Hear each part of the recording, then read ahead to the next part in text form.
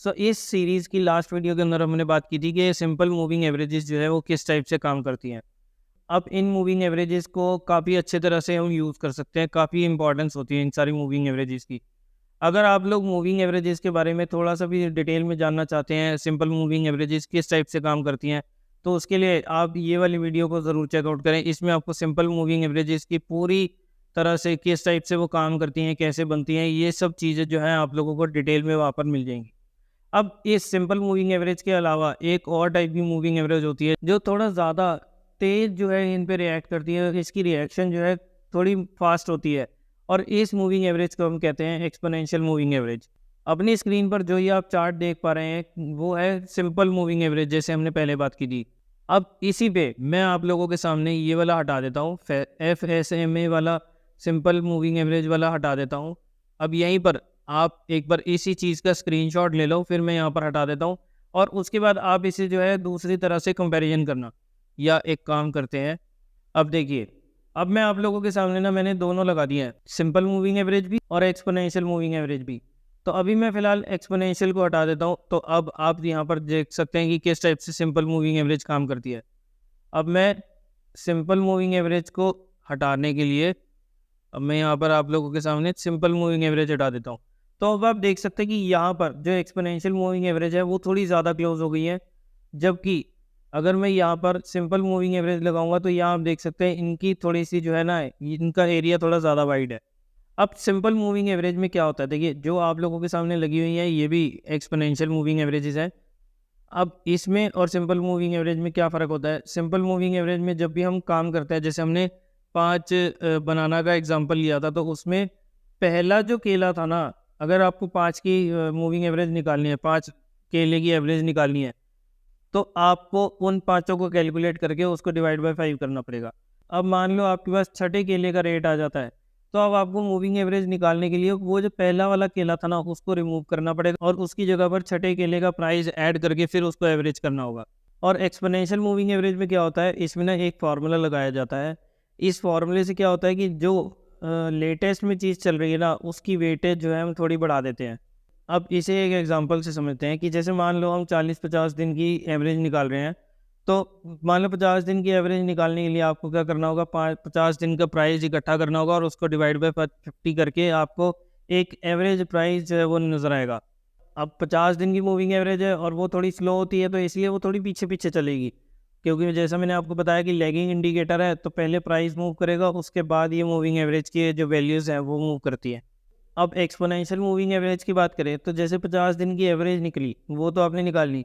लेकिन मान लो किसी दिन अगर बहुत बड़ी मूव आ जाती है, अब जैसे 51st डे पर बहुत बड़ी मूव आ गई, तो वो ना वो 51st डे की जो मूवमेंट है ना, उसकी वेटेज को बढ़ा देती है। ये सिंपल मूविंग एवरेज की तरह इक्वल वेटेज जो है वो हर चीज़ को नहीं दे। यहाँ पर जितनी लेटेस्ट वैल्यूज़ होंगी ना, उनकी वेटेज को यहाँ पर ज़्यादा रखा जाता है। अब अगर आप लोगों को इसका कंपैरिजन देखना है ना, मैं आपको सिंपली तरीके से दिखाता हूँ। यहाँ पर हम एक डालते हैं मूविंग एवरेज सिंपल और एक डालते हैं मूविंग एवरेज एक्सपोनेंशियल। अब ये देखिए, ये है हमारी एक्सपोनेंशियल मूविंग एवरेज और सिंपल मूविंग एवरेज। देखिए वैसे तो ये जो है ना, ये सीधे-सीधे पास-पास चिपक-चिपक कर जा रहे हैं। लेकिन यहाँ पर क्या हुआ कि यहाँ ना प्राइस ने बहुत बड़ी मूवमेंट दे दी। पहले तो ऊपर चढ़ते हुए दे दी, काफ़ी बड़ी मूवमेंट थी, लेकिन जो सिंपल मूविंग एवरेज की ये ब्लू वाली लाइन थी, ये उसको रिस्पॉन्स करने में थोड़ा स्लो रहेगी। जबकि एक्सपोनेंशियल ने उसकी वेटेज क्योंकि ज़्यादा दे दी, तो उस चक्कर में उसने वहाँ पर काफ़ी बड़ी तेज़ी जो थी वो दिखा दी, काफ़ी बड़ी मूवमेंट दिखा दी। अब इसी टाइप से अगर आप यहाँ देखेंगे, तो सिंपल मूविंग एवरेज जो है यहाँ लेटेस्ट एरिया में थोड़ा-सा धीरे-धीरे घूम रही है। जबकि एक्सपोनेंशियल मूविंग एवरेज क्योंकि यहाँ पर मूव थोड़ी थोड़ी बड़ी देखने को मिल रही है, 5.5-6% की मूव देखने को मिल रही है, तो जिसकी वजह से यहाँ पर रेड लाइन यानी कि एक्सपोनेंशियल मूविंग एवरेज जो है वो थोड़ा-सा फास्ट जो है वो यहाँ पर असर दिखाती है। तो अब आपने देखा कि एक्सपोनेंशियल मूविंग एवरेज जो है वो प्राइस के कंपैरेटिवली ज़्यादा फास्ट मूव करती है। वो प्राइस से ना कोशिश करती है कि मैं जितनी ज़्यादा चिपक कर रहूँ ना, उतना ज़्यादा बेटर है। तो इसलिए अगर हम चार्ट्स में काम कर रहे हैं, तो एक्सपोनेंशियल मूविंग एवरेज जो है, क्योंकि वो रिस्पॉन्स थोड़ा जल्दी कर देती है, जिसकी वजह से वो ज़्यादा इंपॉर्टेंट हो जाती है as compare to simple moving average. अब देखो, अगर ये शेयर यहीं से घूम जाता है, नीचे की साइड पर आता है, तो सबसे पहले आपको सिग्नल कौन देगा? ये रेड वाली लाइन देगी या फिर ये ब्लू वाली लाइन देगी? अब और जूम कर लिया, ये देखो, क्योंकि रेड वाली लाइन जो है वो प्राइस के पास में है, ज़्यादा पास है, तो इसलिए रेड वाली लाइन यानी कि एक्सपोनेंशियल मूविंग एवरेज की लाइन जो है हमें पहले सिग्नल देगी और सिंपल मूविंग एवरेज जो है बाद में देगी। अब इसे ना इस टाइप से भी हम समझ सकते हैं कि जैसे सिंपल मूविंग एवरेज जो है वो एक दिन बाद हमें खबर देती है और एक्सपोनेंशियल मूविंग एवरेज जो है हमें एक दिन पहले खबर देती है। मार्केट में मान लो कोई ना कोई खबर है और दोनों को पता है कि खबर है, बट एक जो है वो एक दिन पहले देगा और एक जो है वो एक दिन बाद देगा। खबर दोनों को पता है, बस जो उनकी डिलीवरी टाइम है ना, खबर देने की टाइमिंग जो है वो थोड़ी चेंज हो जाती है। और भाई जो मुझे तो पहले खबर देगा मेरे लिए तो वही इंपॉर्टेंट है, क्योंकि इस मार्केट के अंदर जो पहले खबर बताएगा ना वही ज़्यादा फायदेमंद है हमारे लिए। जो बाद में खबर बताएगा उसका तो कोई फ़ायदा ही नहीं है। जो पहले खबर बताएगा ना मुझे, तभी तो मैं उसके अकॉर्डिंग जो है फास्ट जो है वहाँ पर जो भी चेंजेस वगैरह करने हैं या जो भी जिस भी टाइप की पोजीशन बनानी है, ट्रेड करना है, वो उस टाइप का जो है मैं कर सकता हूँ। अब इस पे ना मैं आपको एक और चार्ट लगा कर दिखाता हूँ बजाज फाइनेंस का। अब इनकी मूविंग एवरेज का आप डिफरेंस देखना।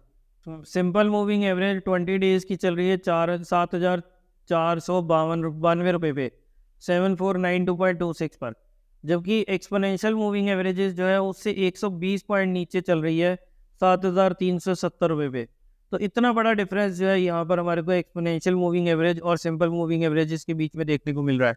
सिमिलरली यहाँ पर भी आप देख सकते हैं, यहाँ पर इस टाइम पर सिंपल मूविंग एवरेज जो है वो चल रही है 6,454 रुपये और एक्सपोनेंशियल मूविंग एवरेज चल रही है 6,716 रुपये का। तो यहाँ पर भी हमारे को लगभग 250 पॉइंट्स की डिफरेंस जो है वो देखने को मिल रहा है। अब इस एरिया में आपको ये इसका पता लगा कि भाई ये जो सिग्नल दे रही है हमें उससे क्या फ़ायदा होगा। अब यहाँ से मान लो ये सिग्नल, ये शेयर जो है ऊपर जाने लगता है और यहाँ पर इन दोनों के बीच में लगभग 105-110 पॉइंट्स का डिफरेंस है। तो यानी कि अगर ये शेयर यहाँ से वापस घूमने लगता है तो एक्सपोनेंशियल मूविंग एवरेज जो है हमें 110 पॉइंट्स पहले सिग्नल दे देगी। यानी कि हमारी एंट्री जो है वो 110 पॉइंट्स पहले एंट्री हो जाएगी और जो सिंपल मूविंग एवरेज है अगर उसके अकॉर्डिंग ट्रेड करेंगे तो हमारी 110 रुपये की जो मूव है ना यहाँ पर, जो ऑलमोस्ट यहाँ पर 2.5% 2% के आसपास बनती है, वो यहाँ पर मिस हो जाएगी। तो आइंदा अब आप लोगों को एक चीज़ का ध्यान रखना है कि जब भी आप अगर मूविंग एवरेज का इंडिकेटर जो है वो यूज़ कर रहे हैं तो आपको एक चीज़ का ध्यान रखना है कि आपको हमेशा एक्सपोनेंशियल मूविंग एवरेज को यूज़ करना है और उसके अकॉर्डिंग जो है ट्रेड्स लेने हैं। तो यहाँ तक अब हमारा मूविंग एवरेजेस का जो भी पार्ट्स है ना वो सब कंप्लीट होता है। एक बार मैं फिर से आप लोगों के सामने एक छोटा सा ओवरव्यू दे देता हूँ और उसके बाद हम चलेंगे अपने आज के नेक्स्ट टॉपिक पर।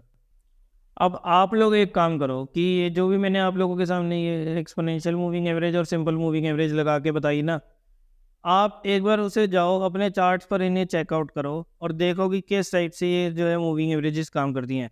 वैसे अपना बता दूं तो मूविंग एवरेजेस जो हैं सबसे best, one of the best indicators में से एक है।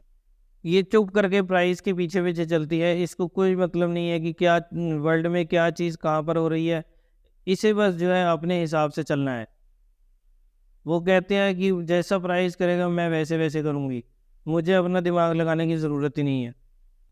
तो बस इसी टाइप से आप लोग जो है ट्रेड कर सकते हैं। अच्छा हाँ, ट्रेड करने के लिए आपको पहले चाहिए डीमैट अकाउंट, और अगर अभी तक आप लोगों ने अपना डीमैट अकाउंट ओपन नहीं करा तो जल्दी से नीचे डिस्क्रिप्शन में जाकर आपको उसका लिंक मिलेगा, वहाँ पर जाकर आप अपना फ्री का डीमैट अकाउंट जो है वो ओपन करवा सकते हैं। और साथ ही साथ अगर आप लोग हमारे दिए हुए लिंक्स पर क्लिक करके किसी भी प्लेटफॉर्म के ऊपर अपना डीमैट अकाउंट ओपन करवाते ना, और अब ये डिटेल्स जो है ना, जैसे नाम हो गया, आपकी ईमेल आईडी हो गई, आपका जो टेलीग्राम आईडी हो गई, साथ ही साथ अपने किस ब्रोकर के साथ अपना अकाउंट ओपन करवाया है, क्लाइंट आईडी, ये सब चीज़ें, ये 4-5 चीज़ें जो है अगर आप लोग हमारे साथ शेयर कर देंगे ना, तो आप लोग हमारे साथ जो हमारा टेलीग्राम ग्रुप है ना उसके अंदर ज्वाइन कर सकते हैं। वहाँ पर हम रेगुलर बेसिस पर जो भी अपॉर्चुनिटीज़ आ रही होती है ना, चाहे बाइंग की हो चाहे सेलिंग की हो, वो आप लोगों के साथ जो है डिस्कस करते रहते हैं। साथ ही साथ अगर आप लोगों को कोई क्वेश्चन क्वेरीज होती है तो वो भी आप लोग उस ग्रुप के अंदर जो है वो पूछ सकते हैं। तो एक फ्री के डीमैट अकाउंट से आप लोगों को कितने बेनिफिट्स, कितने सारे फायदे मिलेंगे वो आप लोग अब समझ ही सकते हैं। चलिए अब चलते हैं आगे। अब आप लोगों को एक चीज़ का ध्यान रखना है कि जब भी आप स्टॉक मार्केट में ट्रेड करेंगे और ट्रेडिंग करने के लिए अगर आप मूविंग एवरेजेस को यूज़ करते हैं ना, तो आपको कोशिश करो रेगुलर बेसिस पर कि आप एक्सपोनेंशियल मूविंग एवरेज को ही यूज़ करें, क्योंकि वो जो है ना जल्दी मूव देती है, जल्दी जो है हमारे को सिग्नल्स देती है, और साथ ही साथ वो मूविंग एवरेज के साथ वो प्राइस को जो है ना अच्छे तरीके से और जल्दी फॉलो करती है। इसे आप एक सिंपल सी चीज़ से समझो कि 50 दिन पहले उस स्टॉक के अंदर क्या हुआ था, अगर सिंपल मूविंग एवरेज उसको भी उतनी ही वेटेज दे रही है जो आज या कल में हमारे पास हुआ है, तो आप एक चीज़ बताओ कि क्या आपको 50 दिन पहले वाली चीज़ की भी उतनी ही रेफरेंस, उतनी ही वैल्यू होगी जितनी कल हुई है? एक कोई इंसिडेंट है जो 50 दिन पहले हुआ है, क्या उस 50 दिन पहले वाले इंसिडेंट की भी उतनी ही वैल्यू होगी जितनी जो एक इंसिडेंट कल हुआ है हमारे सामने? आप लोगों का आंसर आपको मिल गया है, तो इसलिए आप उसके अकॉर्डिंग जो है एक्सपोनेंशियल मूविंग एवरेज को यूज़ करें। जो करंट इंसिडेंट होता है ना, उसको ज़्यादा वेटेज देती है और जो पास्ट में निकल चुका है उसकी वेटेज को जो है वो कम कर देती है। अब यहाँ पर अभी तक हमने काफ़ी सारी चीज़ें देख ली है कि चार्ट्स कैसे देखते हैं, और उसके अलावा हमारे को पैटर्न्स पता लगे हैं, कैंडलस्टिक पैटर्न्स कैसे होते हैं, प्राइस के पैटर्न्स कैसे होते हैं। अच्छा, एक चीज़ और बता दो, ये आप लोगों के सामने बजाज फाइनेंस का चार्ट खुला हुआ है, यहाँ पर कौन सा पैटर्न नजर आ रहा है? तो नीचे कमेंट सेक्शन में अपने आंसर्स देना कि बजाज फाइनेंस में कौन सा पैटर्न जो है आप लोगों को नजर आ रहा है। ये वीकली चार्ट खोल रखा है मैंने, अपने चार्ट पर भी जाकर आप चेकआउट कर सकते हैं कि कौन सा पैटर्न जो है मुझे यहाँ पर नजर आ रहा है। देखिए किसने कितनी पढ़ाई करी है, कितना जो है सीरियस तरीके से उसे वीडियोस को जो है वो देखा है। अब मैं आप लोगों को ना चार्ट्स पे एक चीज़ इंपॉर्टेंट बताने वाला हूँ, इसका आंसर तो आप दे देना, कोई बात नहीं। अब जो हम आगे देखेंगे ना कि आपको कभी भी कोई भी चार्ट खोलना है ना, तो उसमें किस किस टाइम से कौन कौन से स्टेप्स को लेकर आपको जो है देखना है। मतलब पहला अगर आपने चार्ट खोला तो उसके सामने आपको पहली चीज़ क्या देखनी है, दूसरी क्या देखनी है, कैसे आपको चार्ट को आगे फॉलो करना है। फिर मैं प्रैक्टिकल चीज़ों पर भी लेके जाऊँगा, प्रैक्टिकली भी आप लोगों को सारी चीज़ें दिखाऊंगा। कोशिश तो मेरी ये रहती है कि साइड बाय साइड में आप लोगों को प्रैक्टिकल चीज़ें दिखाता हूँ। साथ ही साथ हम देखेंगे कि स्टॉप लॉसेस वगैरह कैसे लगाने होते हैं, उसमें स्टॉक के अंदर राइड कैसे करना होता है आपको। अगर आप लोगों के लिए अगर कोई स्टॉक जो है जो आप लोगों के फेवर में चलना चालू हो गया, तो अपने स्टॉप लॉसेस को ट्रेल कैसे करना है, ये सब चीज़ें भी हम आगे हम वीडियोज़ में देखने वाले हैं। बट सबसे पहले बात करते हैं कि सबसे पहले आपको क्या चीज़ें देखनी है जैसे ही आप चार्ट खोलते हैं। तो सबसे पहली चीज़ जो आप लोगों को देखनी है ना, कभी भी कोई भी चार्ट खोलेंगे तो सबसे पहली चीज़ आपको देखनी है कि उस पर्टिकुलर स्टॉक का या जो भी आपने चार्ट खोला है उसका ट्रेंड कैसे चल रहा है। उसका ट्रेंड ऊपर चल रहा है, नीचे चल रहा है, साइडवेज चल रहा है, जैसा कि हमने ऑलरेडी डिस्कस कर चुके हैं पहले की वीडियोस के अंदर कि ट्रेंड को आपको किस साइड से देखना है। एक ट्रेंड को आइडेंटिफाई करने का एक और सिंपल सा तरीका बताऊं। देखो वैसे तो आप लोग जैसे ही चार्ट खोलोगे वैसे मेरे को पता है आप लोग बता ही दोगे कि ट्रेंड कैसे चल रहा है, बट फिर भी एक और चीज़ को आसान करने के लिए, अब जैसे आपने स्क्रीन खोली है तो उसमें आपको एक चीज़ देखनी है कि लेफ्ट हैंड पर जो आपका स्क्रीन आ रही है, उस मतलब लेफ्ट हैंड पर जो पॉइंट आ रहा है ना स्क्रीन का, वहाँ से स्टॉक कौन सी दिशा से चल रहा है। अगर तो वो लेफ्ट नीचे से चल रहा है, तो यानी कि बॉटम लेफ्ट से चालू हो गए, स्टॉक जो है राइट साइड पर ऊपर जा रहा है, यानी कि राइट के टॉप पर जा रहा है, तो यानी कि वो स्टॉक जो है वो एक अप ट्रेंड में है। अगर स्टॉक लेफ्ट के टॉप से चल रहा है और राइट के बॉटम में आ रहा है तो वो एक डाउन ट्रेंड है। और स्टॉक अगर बीच में से ही शुरू हुआ है, बीच में ही खत्म हो रहा है, तो यानी कि वो एक साइडवेज ट्रेंड है। और ट्रेंड मैंने जैसे आप लोगों को बताया था कि 3 ही टाइम की होती है, तो अप ट्रेंड होता है या डाउन ट्रेंड होता है या साइडवेज ट्रेंड होता है। इसके अलावा चौथा किसी भी टाइम का कोई भी ट्रेंड नहीं। अब ट्रेंड से रिलेटेड एक चीज और बता देता हूँ, फिर मैं नेक्स्ट पॉइंट पर आऊंगा कि अगर कोई स्टॉक अप ट्रेंड में है तो वहां पर आपको उसके ट्रेंड के अगेंस्ट जो है कोई भी पोजीशन नहीं बनानी है। यानी कि स्टॉक अगर अप ट्रेंड में चल रहा है तो आपको वहां पर शॉर्ट सेल या अपनी नेगेटिव पोजीशन जो है वो नहीं बनानी है। और स्टॉक अगर डाउन ट्रेंड में चल रहा है तो आपको वहां पर बाइंग नहीं करनी है, आपको वहां पर खरीदारी से बचना है, क्योंकि जिस साइड का ट्रेंड चल रहा है आपको उसी के अकॉर्डिंग ट्रेड करना है, उसके ट्रेंड के अगेंस्ट आपको बिल्कुल नहीं जाना। और तीसरा ट्रेंड होता है साइडवेज ट्रेंड। जैसे ही आप साइडवेज ट्रेंड देखो ना, आपको वहां पर ना तो बाइंग करनी है ना सेलिंग करनी है, किसी भी टाइप का कोई ट्रेड नहीं करना, आपको साइडवेज ट्रेंड देखते ही वहां से बाहर हो जाना है, मार्केट में आपको ट्रेड करना ही नहीं है। सेकेंड और थर्ड चीज जो हमें देखनी है वो है कि जैसे ही चार्ट खोलेंगे ट्रेंड तो अब हमने देख लिया, उसके बाद नेक्स्ट पॉइंट जो हमने देखना है कि स्टॉक में सपोर्ट कहां पर आ रही है और रेजिस्टेंस कहां पर आ रही है। जैसे अब ये स्टॉक है तो अब आप इसमें देखो कि ये स्क्रीन में जो है वो बीच में चलता जा रहा है, ऊपर नीचे हो गया, लेकिन रह वो बीच में ही रहा है ना। तो ये हो गया अप ट्रेंड, ये आपको दिख रहा है कि अप ट्रेंड है, और यहाँ पर ये जो है ये बीच में हो गया, तो यानी कि ये साइडवेज ट्रेंड हो गया। अब इसमें आपको क्या देखना है, सबसे पहली चीज कि आपको यहाँ पर सपोर्ट देखना है। जैसे अगर कोई स्टॉक ऊपर की साइड पर है या कहीं पे भी है, अब जैसे ये उसका सपोर्ट पॉइंट हो गया और ऊपर की साइड पर ये जो है इसकी रेजिस्टेंस होगी। तो इस टाइप से आपको ट्रेंड आइडेंटिफाई हो गया। अब उसके बाद आपको सपोर्ट और रेजिस्टेंस को चेकआउट करना है। चौथी चीज जो आपको किसी भी चार्ट पर देखनी है वो है मोमेंटम, कि स्टॉक में मोमेंटम कैसा है, मोमेंटम भारी है, मोमेंटम हल्का है, कि स्टॉक जो है वो तेजी से ऊपर जा रहा है या धीरे धीरे ऊपर जा रहा है। अगर नीचे की साइड का मोमेंटम है तो स्टॉक जो है वो तेजी से नीचे गिर रहा है या धीरे धीरे करके गिर रहा है। अब ये देखिए, इसके लिए मैं आप लोगों को एक स्टॉक दिखाता हूँ जो है बिरला सॉफ्ट। ये भी आप लोगों को बता दो कि ये हमने ना इस लेवल के आसपास ही 330 के लेवल्स के आसपास ही इसमें बाइंग करी थी। और ये चीज मैंने आप लोगों के साथ अपने टेलीग्राम पर शेयर भी किया था। तो आप देख सकते हैं कि अब इसमें मोमेंटम कैसा है। अब आप बताओ कैसा मोमेंटम है ना, भारी मोमेंटम। स्टॉक जो है लगातार ऊपर बढ़ता जा रहा है। और आप देखोगे कि यहाँ पर मैंने बाइंग जो करी थी ना, मैं अपना बता देता हूँ, यही मई के आसपास ही करी थी, मई के अराउंड, मई या शायद इसमें जून में करी थी। और स्टॉक जो है देखिए 330 रुपए का शेयर जो था एक टाइम पर, ये वहां से 850 रुपये से भी ऊपर हो गया था। अभी थोड़ी सी गिरावट है, करेक्शन चल रही है मार्केट में भी और इस स्टॉक के अंदर भी, 721 रुपये का हो गया है। बट फिर भी आप देखो कि कितना जबरदस्त रिटर्न, अभी भी इस रेट पर भी मेरा डबल है, कम से कम डबल से ज्यादा ही है। 120 130% का रिटर्न है यहाँ पर भी। तो ऐसे आपको मोमेंटम देखना है कि स्टॉक में मोमेंटम जो है वो कैसा चल रहा है। बढ़िया चल रहा है, हैवी मोमेंटम चल रहा है, अब ये आप देख के बता सकते हो कि बढ़िया तगड़ा मोमेंटम चल रहा है। तो यहाँ पर अब जब तक ये करेक्शन चल रही है ना, इस चीज को आपने ध्यान रखना है कि इस स्टॉक के अंदर आपको सेल नहीं करना जब तक यहाँ पर हमारे को मोमेंटम चेंज होता हुआ नजर नहीं आएगा या स्टॉक जो है वो रिवर्सल नहीं खाएगा। ऐसे ही एक चार्ट और दिखाता हूँ, इसका मोमेंटम आप नीचे कमेंट करके बताना कि इसका मोमेंटम कैसा चल रहा है। ये है स्टॉक का मोमेंटम, ये है स्टॉक का चार्ट, और आप देख सकते हैं कि इसमें कितना बढ़िया मोमेंटम चल रहा है। अब देखो कैसा चल रहा है। अब आप बताओ कि अच्छा चल रहा है, बिरला सॉफ्ट के कंपैरेटिवली बताओ कि बिरला सॉफ्ट से हैवी मोमेंटम है, बिरला सॉफ्ट से लाइट है, या बिरला सॉफ्ट के बराबर है, या मोमेंटम बिल्कुल उसके ऑपोजिट है। ये चीज आप बताओ कि कैसा मोमेंटम आपको यहाँ पर नजर आ रहा है। तो जब भी हम चार्ट की एनालिसिस करते हैं ना, स्टॉक की एनालिसिस करते हैं, तो हमारे को इसका मोमेंटम भी देखना जरूरी है कि अब मान लो 6 स्टॉक है या 2 स्टॉक्स है, एक जो है वो थोड़ा सा फ्लैट चल रहा है और एक जो है बिल्कुल खड़ी चढ़ाई पे चल रहा है, जैसे बिरला सॉफ्ट हो गया, उसका मोमेंटम काफी हैवी था। अब शेयर टोटल है, इसका मैं आपको बता देता हूँ कि मोमेंटम जो है बिरला सॉफ्ट से कम है, लेकिन है अभी भी ऊपर ही, अच्छा चल रहा है।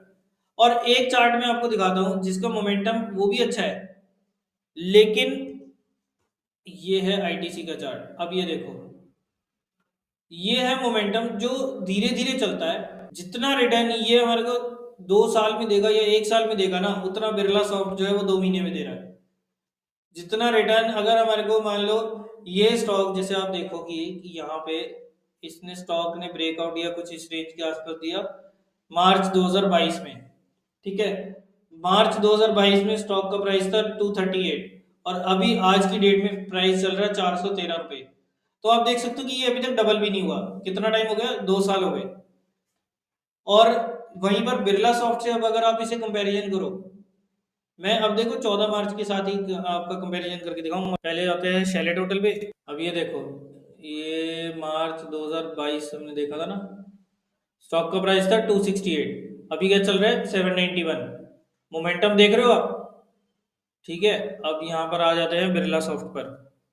मार्च में आप प्राइस देखो देखो, अब उसका मोमेंटम देखो और इसका मोमेंटम देखो। इसने तो 1 साल से भी कम के अंदर जो है, मार्च में अगर हम 1 साल की बात करें ना, उसने शेले टोटल ने 2 साल के अंदर पैसा डबल करा है, और आईटीसी ने 2 साल में भी नहीं करा। अब इसका देख लो आप, 1 साल पहले जो था 13 मार्च 2023 को 276 रुपये का शेयर था, और आज की डेट में 721 रुपये का शेयर है।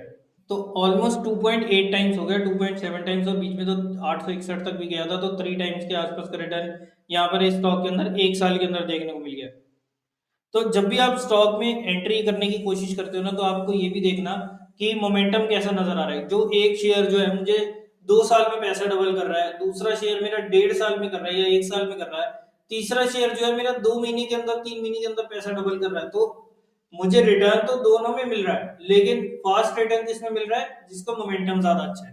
क्योंकि पैसे की ना हर एक के पास जो है एक लिमिट है, चाहे वो मैं हूं, चाहे वो आप हो, चाहे वो मुकेश अंबानी हो या कोई भी हो, पैसा हर एक के लिए लिमिटेड है। अब मेरे लिए, मेरे मान लो 5 लाख रुपए लिमिटेड है, आपके लिए हो सकता है वो 50 लाख लिमिटेड हो, और मुकेश अंबानी के लिए वो 500 करोड़ लिमिटेड हो। पैसे की है तो एक लिमिट ही। तो मुझे मेरे पैसे पर कितना जल्दी रिटर्न मिल सकता है, मुझे इसके ऊपर भी काम करना है, इसके ऊपर भी दाव खेलना है। अब पांचवी चीज आपको देखनी है कि बाइंग आती है किसी भी स्टॉक के अंदर या सेलिंग आती है तो वो कितने प्रेशर से आती है। और छठी चीज हमारे को रिलेटिव स्ट्रेंथ देखनी है, वो मतलब सेम ही चीज हो जाती है कि बाइंग या सेलिंग का प्रेशर जो है वो किस टाइप से आ रहा है। अब बाइंग और सेलिंग प्रेशर से क्या मतलब हो गया कि अगर मान लो कोई स्टॉक है, उसमें बाइंग आती है तो बड़ी तेजी से आती है, लेकिन जब सेलिंग आती है तो वो कम आती है।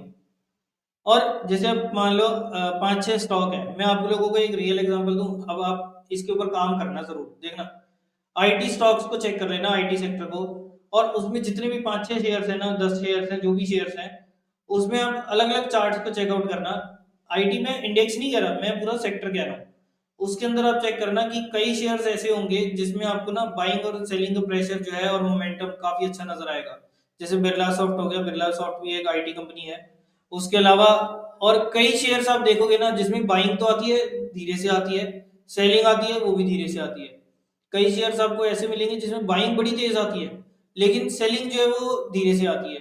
और कई शेयर्स आपको वहां पर ऐसे भी मिलेंगे उसी इंडेक्स के अंदर, उसी सेक्टर के अंदर, जिसमें बाइंग आती है तो धीरे धीरे आती है और सेलिंग आती है तो बहुत तेजी से आ जाती है। एक एग्जांपल मैं आप लोगों को फिर से दिखा देता हूँ। मैं आप लोगों के साथ ना पूरा कोशिश करता हूँ कि जितने ज्यादा एग्जांपल्स के साथ मैं आप लोगों के साथ डिस्कस कर सकूँ ना, उतनी चीजें जो है आप लोगों को अच्छे से समझ आएंगी।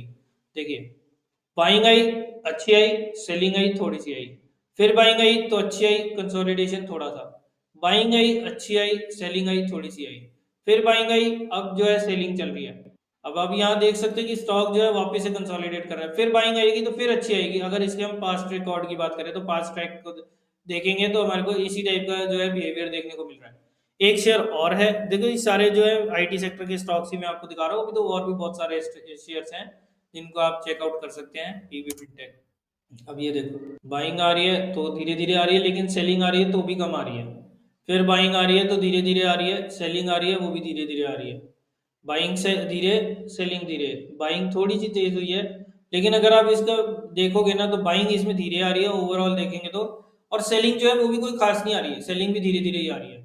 1100 रुपये का शेयर चल रहा है अभी इस टाइम, नहीं 1100 का नहीं चल रहा, 1100 रुपये का शेयर जो है वो ट्रेड कर रहा है यहाँ पे। और ये शेयर भी मैंने अभी पीछे शायद किसी वीडियो के अंदर डिस्कस किया था कि ये शेयर भी मैंने लगभग इस रेट के अराउंड लिया था, मेरा डबल हो चुका है ये भी शेयर। जो टेलीग्राम चैनल पे हम खैर डिस्कस करते रहते हैं ये सब चीज़ें, तो टेलीग्राम चैनल को ज्वाइन करने के आपके पास दो तरीके हैं। या तो आप नीचे डिस्क्रिप्शन में जाओ, टेलीग्राम चैनल का लिंक मिलेगा, वहां पर क्लिक करके आप जो है टेलीग्राम चैनल ज्वाइन कर सकते हैं। या फिर दूसरा होगा जिसमें आपको एक डीमेट अकाउंट फ्री में खुलवाना है, उसके लिए आपको कोई चार्जेस नहीं देने। उसके अंदर जो भी ट्रेड वगैरह करना चाहो वो आप कर सकते हो। उसके अलावा आपको हमारे को डिटेल्स जो है वो सेंड करनी है और आपको लाइफ टाइम एक्सेस जो है उस टेलीग्राम चैनल का मिल जाएगा, टेलीग्राम ग्रुप का मिल जाएगा। तो जो भी हमारे पास अपॉर्चुनिटीज वगैरह जो भी आती है ना, वो हम वहां पर उस चैनल या उस शेयर उस ग्रुप के अंदर जो है वो डिस्कस करते रहते हैं। अब आपको ऐसे शेयर से दूर रहना है जिसमें मार्केट में अगर मान लो प्रेशर आ रहा है, सेलिंग प्रेशर, तो स्टॉक जो है वो और ज्यादा गिर जाए। मान लो अगर मार्केट 1% गिर रही है तो स्टॉक 10% गिर जाए, आपको ऐसे शेयर से अवॉइड करना है। आपको ऐसे शेयर चूज करने हैं कि मार्केट अगर 2% गिर रही है ना, तो शेयर जो है वो आधा या 1% गिरे, मतलब मार्केट से हमेशा गिरावट में अंडर परफॉर्म करे और जब वो बढ़ेगा तो आउट परफॉर्म करे। या अगर आप शॉर्ट सेल करना चाहते हैं तो आपको ऐसे स्टॉक्स सिलेक्ट करने हैं जिसमें मार्केट अगर गिरे तो स्टॉक जो है वो उसको आउट परफॉर्म करे हर तरीके से। बाइंग में भी करे तो भी आउट परफॉर्म करे और सेलिंग करे तो भी आउट परफॉर्म करे। आपको हमेशा मार्केट के मुकाबले ना आपको आउट परफॉर्मेंस वाले स्टॉक चाहिए। ये नहीं हो कि भाई अगर आपने बाइंग करनी है तो बाइंग तो आ रही है उसमें धीरे धीरे, और सेलिंग आ रही है तो एकदम से धड़क करके नीचे गिर जाता है, ऐसे शेयर से आपको अवॉइड करना है। साथ ही साथ आपको अब फाइनल स्टेप्स की बात करें तो पहले आपको करंट ट्रेंड देखना है, उसकी स्ट्रेंथ देखनी है। उसके अलावा ये भी देखना है कि मेच्योरिटी या स्टेज जो है उस करंट ट्रेंड का वो कैसा चल रहा है। ये यानी कि ऐसा ना हो कि आप अपनी पोजीशन बनाने जा रहे हो और वहां पर एकदम से टॉपिंग आउट हो जाए, या वहां से मार्केट जो है थोड़ा सा ऊपर जाते ही गिरना चालू हो जाए। मतलब आपकी एंट्री जो है वो ठीक होनी चाहिए। ये ना हो कि आपको पैटर्न बनता हो कोई नजर, मतलब आप किसी लेवल पर एंट्री कर रहे हो और वहां पर एक रिवर्सल पैटर्न बन रहा है और आपकी एंट्री जो है वहां से गलत हो जाए। तो आपको इन चीजों का भी ध्यान रखना है कि जो करंट स्टेज चल रहा है ना ट्रेंड का वो कैसा चल रहा है। नेक्स्ट आपको देखना है कि रिस्क रिवॉर्ड कितना है, आपकी जो भी आप नई पोजीशन बनाने जा रहे हो ना उसमें आपका खोने का रिस्क कितना है और पाने का रिवॉर्ड कितना है। तो ये चीजें भी आपको ध्यान में रखनी होगी, तभी आप उसके अकॉर्डिंग जो है ट्रेड कर सकते हैं।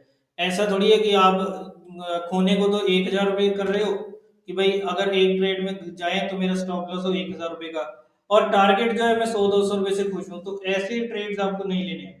हमेशा आपको 1:1 से ऊपर के ट्रेड्स लेने हैं, जिसमें रिस्क रिवॉर्ड आपका 1:1 से ज्यादा का हो। एटलीस्ट 1:1 तो होना ही चाहिए। अगर आप ऑप्शन वगैरह में भी ट्रेड कर रहे हैं ना, तो आपको 1:1 का रिस्क तो लेकर चलना ही होगा। बट प्रेफर करो कि अगर आपको 1:2 1:3 के ट्रेड्स मिले तो उसमें आपकी प्रोबेबिलिटी जो है ना आपको प्रॉफिट करने की, वो ज्यादा हो जाती है। और वैसे भी रिवॉर्ड तो जो है ना, जब हम देख रहे हैं पोजीशन बनाने की, तो रिवॉर्ड तो जब आएगा आएगा। अभी आज की डेट में तो मेरे पास रिस्क पड़ा है ना, तो रिस्क को मुझे कम करना है एज कम्पेयर टू रिवॉर्ड। और ये हमेशा ना आपको एक चीज का ध्यान रखना है, ये नहीं है कि रिस्क 1,000 रुपए है तो कोई बहुत छोटा रिस्क है, मैं तो 10,000 का लूंगा। ऐसा कभी भी नहीं देखना। जैसा मैंने आप लोगों को पहले की वीडियोस में बता रखा है कि रिस्क को हमेशा रिवॉर्ड के कंपैरिजन में देखना है। कि आप अगर 200% का रिवॉर्ड चाहते हो ना, तो उसके लिए आपको 20% का रिस्क लेना पड़ेगा। लेकिन अगर आप चाहते हो कि भाई मुझे सिर्फ 10% का रिवॉर्ड मिले, तो उसके लिए आपको रिवॉर्ड जो है, उसके लिए आपका रिस्क जो है कम से कम 5% 4% का रखना होगा। हमेशा रिस्क जो है रिवॉर्ड के अगेंस्ट में ही देखना चाहिए, तभी आप एक बढ़िया पोजीशन जो है वो बना सकते हैं। अब जब आपने रिस्क रिवॉर्ड देख लिया, मार्केट के करंट स्ट्रेंथ देख लिया, उसमें मेच्योरिटी कैसी चल रही है, यानी कि जो स्टेज है करंट लेवल का वो कैसा चल रहा है, ये सब चीजें देख ली, तो इसके अलावा एक चीज और आपको जो देखनी है वो है कि आपका एंट्री लेवल। आपका पोटेंशियल एंट्री लेवल भी अच्छा होना चाहिए। ये नहीं कि भाई मार्केट में हमारे को बाइंग के सिग्नल मिल रहे हैं तो किसी भी लेवल पे बाइंग कर लो। आपको ऐसा देखना है कि ऐसा कौन सा लेवल है जिसपे मुझे बाइंग मिल सकती है, जहां पर मेरा रिवॉर्ड जो है ना वो अच्छा हो जाता है, रिस्क जो है वो कम हो जाता है। तो एंट्री पॉइंट्स के लेवल को भी आपको जरूर चेकआउट करना होगा। ये नहीं है कि स्टॉक अप ट्रेंड में चल रहा है तो आप किसी भी लेवल्स पर एंट्री कर लो। कोशिश करो कि अच्छे लेवल्स पर एंट्री करो जहां से आपको रिवॉर्ड मिलने के चांसेस जो है वो और ज्यादा हो जाए। कई बार होता है, जैसे मान लो आप आज शाम को बैठ के अपने एनालिसिस कर रहे हो और आप देख रहे हो कि यार यहाँ पे ना रिस्क तो थोड़ा ज्यादा हो रहा है, रिवॉर्ड अच्छा मिल रहा है लेकिन रिस्क थोड़ा ज्यादा हो रहा है, तो कोई बात नहीं, आप वेट करो, एक आध दिन का वेट करो। 1-2 दिन का वेट करोगे ना, तो हो सकता है कि स्टॉक थोड़ा सा और नीचे आ जाए और आपको अच्छा लेवल मिल जाए जहां पर आपका रिस्क कम हो जाए और रिवॉर्ड जो है वो तो है ही है। रिस्क जो है वहां पर आपका कम हो जाए, तो वहां पर उस पोटेंशियल एंट्री को भी आपको जरूर चेकआउट करना होगा। तो ये थे दोस्तों चार्ट एनालिसिस के स्टेप्स, जिसमें आपको चार्ट जब भी आप खोलते हो तो आपको किस टाइप से काम करना है, कौन कौन से स्टेप्स को देखना है, कैसे कैसे आपको आगे बढ़ना है, और फाइनली आपको किस लेवल्स पर, मतलब किसके अकॉर्डिंग जो है रिस्क रिवॉर्ड वगैरह सब देख के आपको कैसे एंट्री करनी है। अभी तक की कोई भी कंफ्यूजन्स वगैरह रह जाती हैं तो वो आप नीचे कमेंट सेक्शन में पूछ सकते हैं। मैं पूरी कोशिश करूंगा आपके हर क्वेश्चन हर क्वेरी को सॉल्व करने की। और अगर आप लोगों को वीडियो पसंद आई तो इसे लाइक करना और शेयर करना दोस्तों बिल्कुल ना भूलें। अगर आप लोगों ने अभी तक इस चैनल को सब्सक्राइब नहीं करा तो जल्दी से नीचे दिए बटन पर क्लिक करके आज ही इस चैनल को सब्सक्राइब करें। डीमेट अकाउंट के ओपनिंग लिंक्स जो है वो आप लोगों को नीचे डिस्क्रिप्शन में मिल जाएंगे, वहां पर जाकर आप अपने फ्री का डीमेट अकाउंट जो है वो ओपन करवा सकते हैं और हमारे साथ अपनी डिटेल सेंड करके जुड़ भी सकते हैं टेलीग्राम पर। ऐसा ही और भी भरपूर ज्ञान पाने के लिए हमें इंस्टाग्राम पर भी जरूर फॉलो करें। तो चलिए मिलते हैं ज्ञान से भरे नेक्स्ट सेशन में, तब तक के लिए बाय बाय।